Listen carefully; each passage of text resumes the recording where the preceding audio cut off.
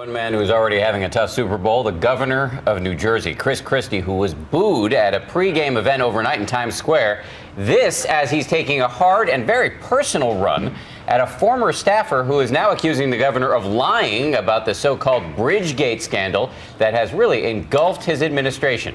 ABC's Rena Nine is on the story. Rena, good morning. Hey, good morning to you, Dan. He was once dubbed the eyes and ears for Christie at the Port Authority. But this morning, David Wildstein is wiping the mud off his face, slung by Christie's office. Good afternoon, everybody. You've already heard enough speeches. Enough speeches are the same thing. This wasn't the Super Bowl weekend welcome New Jersey Governor Christie wanted.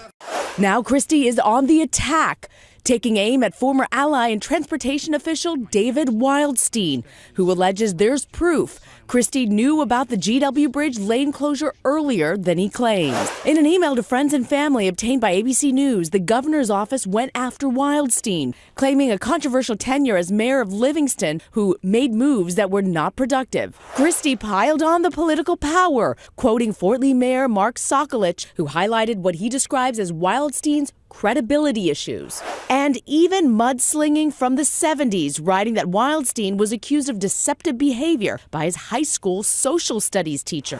Christie's bottom line, David Wildstein will do and say anything to save David Wildstein. Good evening, guys. How are you?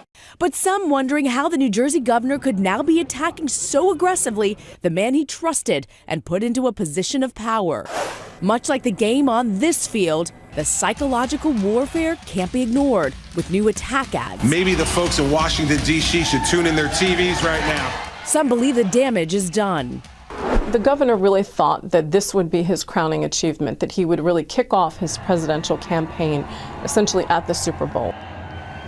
And the Christie camp's latest attack of Wildstein claims that as a 16-year-old kid, he sued over a local school board election, and that Wildstein was an anonymous blogger known as Wally Edge, and I'm quoting here, had a strange habit of registering web addresses for other people's names without telling them. Dan and Bianna, it's getting downright personal. Really personal. Yeah. Rena, thank you. Let's talk more about this now with GMA co-anchor and the host of ABC's This Week with George Stephanopoulos. George, good morning.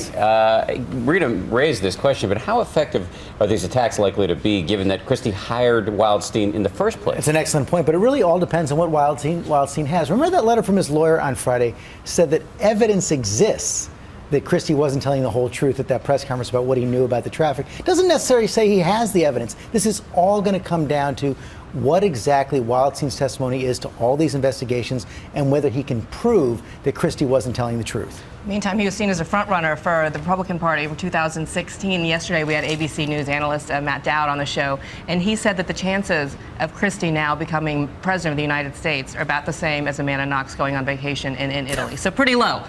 Pretty low, but not that low. There's no chance that Amanda Knox is going to go vacation in Italy. Christie's not completely out of this yet. It's all going to depend on what happens over the next year. Listen, he's going to lose the next year. He's going to be tied up in all these investigations. If he's not telling the truth, clearly he's done. But if he gets through the investigations, can rebut these allegations, he's going to have time to get back into this, because the Republican field is an absolute muddle right now.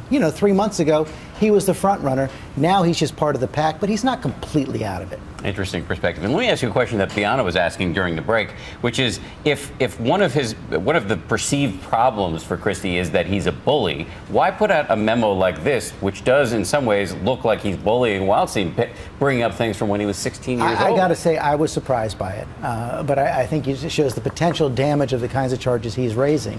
When he's saying that Christie didn't tell the truth at that press conference we see right there, that is an incredibly damaging, possibly fatal charge. They have to muddy up his credibility, but I was surprised they went all the way back to high school on that one. This is clearly not the way Christie wanted to spend Super Bowl weekend. Nope. No, and not those boos last night either. Yeah, as well. George, great to see you. Thanks. Thanks, guys. Thanks, George.